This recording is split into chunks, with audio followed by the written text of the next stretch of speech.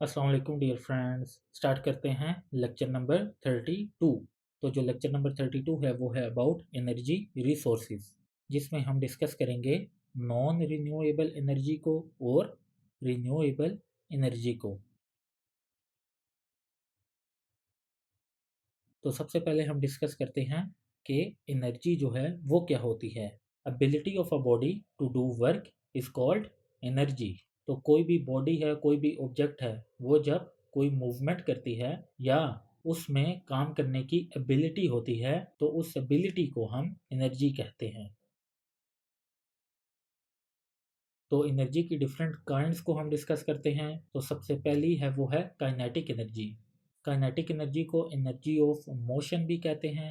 तो ये एनर्जी किस तरह पैदा होती है? Due to movement of body. तो जब जो बॉडी की मूवमेंट है वो होती है तो जो बॉडी है उसकी स्पीड चेंज होती है, उसकी वेलोसिटी जो है वो चेंज होती है। जो हर मूविंग ऑब्जेक्ट है उसके पास काइनेटिक एनर्जी होती है या वो काइनेटिक एनर्जी जो है वो पोजेस करती है। आप मूविंग कार को देख लें तो जो मूविंग कार्स होती हैं वो पोजेस करती हैं some amount of kinetic energy. फिर बुलेट फ्रॉम गन है, फिर फ्लाइंग एरोप्लेन्स हैं, देन साइकिलिंग है, क्रिकेट बॉल है, स्केट बोर्डिंग है।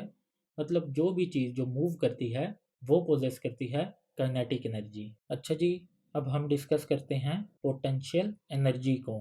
तो जब कोई ऑब्जेक्ट या कोई बॉडी वो स्टोर करती है कोई energy based on their height, size, shape और पोजीशन। अगर आप एक स्प्रिंग देखें तो स्प्रिंग में ज़्यादा पोटेंशियल एनर्जी आ जाती है जब हम उसको कंप्रेस करते हैं या उसको स्ट्रेच करते हैं।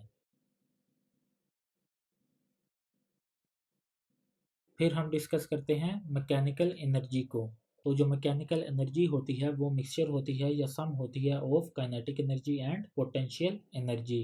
तो जो मैकेनिकल एनर्जी की एग्जांपल है वो हम दे सकते हैं वाटर की, स्टीम की, विंड की, गैस की और जो दूसरे लिक्विड फ्यूल्स होते हैं जो एनर्जी देते हैं या पावर देते हैं टरबाइंस को, जिनको हम आगे अपने लेक्चर्स में डिस्कस भी करेंगे। देन हम डिस्कस करते हैं इलेक्ट्रिक एनर्जी को। इलेक्ट्रिक एनर्जी क्या होती है? When electrons flow through electromotive forces. तो जो मूवमेंट होती है इलेक्ट्रॉन्स की from one atom to another उसे हम इलेक्ट्रिकल एनर्जी कहते हैं। तो इलेक्ट्रिकल एनर्जी की सिंपली जो एग्जांपल होगी वो ये है कि जब भी हम कोई स्विच लगाते हैं सॉकेट में मोबाइल चार्जिंग करने के लिए या किसी भी डिवाइस को ऑन करने के लिए, कंप्यूटर को ऑन करने के लिए, जो टोस्टर होता है उसको ऑन करने के लिए, तो वो फिर जो इलेक्ट्रिकल एनर्जी होती है वो फिर इन डिवाइसेस को पावर सप्लाई करती है। तो जो मूवमेंट होती है इलेक्ट्रॉन्स की from one atom to another उसको हम इलेक्ट्रिकल एनर्जी कहते हैं। देन उसके बाद हम डिस्कस करते हैं केमिकल एनर्जी को। तो ये एक ऐसी एनर्जी है जो कि स्टोर्ड होती है मॉलिक्यूल्स और एटम्स में। The energy which is stored in the bonds of chemical compounds. जो केमिकल कंपाउंड्स होते हैं वो होते हैं मॉलिक्यूल्स एंड एटम्स। आप बैटरीज की एग्जांपल ले लें, बायोमास की एग्जांपल ले लें, पेट्रोलियम, नेचुरल गैस और कोल की एग्जांपल ले लें। ये तमाम एग्जांपल जो हैं वो केमिकल एनर्जी की एग्जांपल हैं। क्योंकि जो केमिकल एनर्जी होती है, आप बायोमास को ले लें या पेट्रोलियम को ले लें या किसी भी नेचुरल गैस को ले लें, तो हम उसको कन्वर्ट करते हैं थर्मल एनर्जी में। देन उसके बाद हम डिस्कस करते हैं न्यूक्लियर एनर्जी को। तो जो न्यूक्लियर एनर्जी है वो दो टाइप्स की होती है, एक फिशन होती है और एक फ्यूजन होती है। तो फिशन में क्या होता है कि जब जो लार्ज न्यूक्लियाई होते हैं उनको हम स्मॉलर न्यूक्लियाई में कन्वर्ट करते हैं। और फ्यूजन में क्या होता है कि जब हम जो स्मॉल न्यूक्लियाई होते हैं उनको कंबाइन करते हैं और उनको एक लार्ज न्यूक्लियाई में कन्वर्ट करते हैं। तो जो एनर्जी की काइंड्स हैं उनका इंट्रोडक्शन देना मस्ट था, क्योंकि अभी से हमारा जो सेक्शन है वो इसी पर ही बेस करेगा, क्योंकि हम इन तमाम एनर्जीज को डिटेल से कवर करेंगे।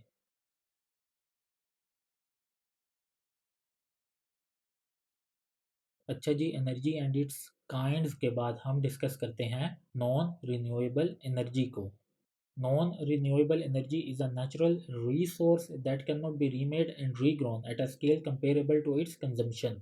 तो जो नॉन रिन्यूएबल एनर्जी होती है वो नेचुरल रिसोर्सेज होते हैं जिनको हम ना तो दोबारा बना सकते हैं ना इनको हम दोबारा पैदा कर सकते हैं। Coal, petroleum and natural gases are considered as non renewable energy. तो जो कोल है, पेट्रोलियम है और जो दूसरी नेचुरल गैसेज हैं वो नॉन रिन्यूएबल एनर्जी कंसिडर की जाती हैं because they can not be remade in a short period of time. आप पेट्रोल ले लें, आप पेट्रोल को यूज कर लेते हैं तो उसके बाद जो है आप कभी भी खुद से जो पेट्रोल है उसको प्रोड्यूस नहीं कर सकते, उसको रीमेड नहीं कर सकते, उसको रीग्रोन नहीं कर सकते। तो जो नॉन रिन्यूएबल एनर्जीज हैं उनको हम रीमेड और रीग्रोन नहीं कर सकते एक दफा अगर वो यूज हो जाए।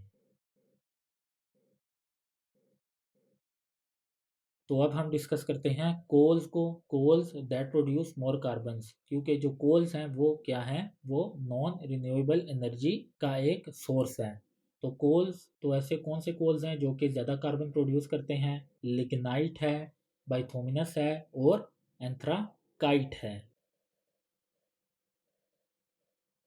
साथ ही साथ हम इसके डिसएडवांटेजेस को भी देखते हैं। कोल के जो डिसएडवांटेजेस हैं वो क्या हैं? जो कोल है वो आपको पता है गैसेस होती हैं, गैसेस जो हैं वो फिर ऑक्साइड्स में कन्वर्ट होती हैं, ऑक्साइड जो हैं वो फिर रेन के साथ रिएक्ट करते हैं तो वो एसिड रेन बनती हैं। जब एसिड रेन होता है तो जो हमारे ओजोन डिप्लीटिंग सब्सटेंसेस हैं वो क्रिएट होते हैं। जो ओजोन डिप्लीटिंग सब्सटेंसेस हैं वो हमारी जो ओजोन की लेयर है उसको डिप्लीट करते हैं। जब हमारी ओजोन की लेयर जो है वो डिप्लीट होती है तो फिर ग्लोबल वार्मिंग होती है। इसके बाद हम नेचुरल गैसेस को डिस्कस करते हैं। Natural gases are used for cooking, heating and electricity generation. तो हम खाना पकाने के लिए, हीटिंग के लिए और इलेक्ट्रिसिटी जनरेशन के लिए नेचुरल गैसेस को यूज़ करते हैं। Natural gases are naturally occurring hydrocarbon gas mixtures. ये हाइड्रोकार्बन गैस के मिक्सचर्स होते हैं जो कि नेचुरल गैसेस हैं, consisting primarily of methane. Mostly ये मीथेन पर बेस करती हैं जो नेचुरल गैसेस हैं, but commonly including other varying amount of higher alkynes and sometimes a small percentage of carbon dioxide, nitrogen and hydrogen sulphide. तो इनके साथ जो है वो दूसरी गैसेस भी इंक्लूड होती हैं जिसमें sometime a small percentage of carbon dioxide, nitrogen और हाइड्रोजन सल्फाइड भी शामिल हैं। नेचुरल गैसेस के डिसएडवांटेजेस को देखते हैं तो सेम ही है, क्योंकि जो नेचुरल गैसेस हैं वो ऐसी गैसेस होती हैं जो कि बाद में फिर ऑक्साइड्स में कन्वर्ट होती हैं। ऑक्साइड जो हैं वो फिर एसिड रेन के लिए जिम्मेदार होते हैं और फिर जो एसिड रेन है वो ओडीएस पैदा करते हैं और ओडीएस की वजह से ग्लोबल वार्मिंग होती है। देन हम पेट्रोलियम को डिस्कस करते हैं। Crude oil which is obtained under the earth crust. तो ऐसा ऑयल जो कि हम ऑब्टेन करते हैं या जो कि पाया जाता है अर्थ क्रस्ट में। Diesel, gasoline and kerosene oil are kinds of petroleum.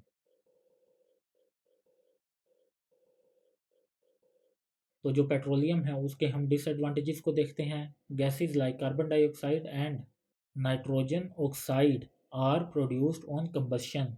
तो जब हम जो पेट्रोलियम है उसको रिफाइन करते हैं तो जो गैसेस होती हैं सच एज कार्बन डाइऑक्साइड और नाइट्रोजन ऑक्साइड वो प्रोड्यूस होती हैं।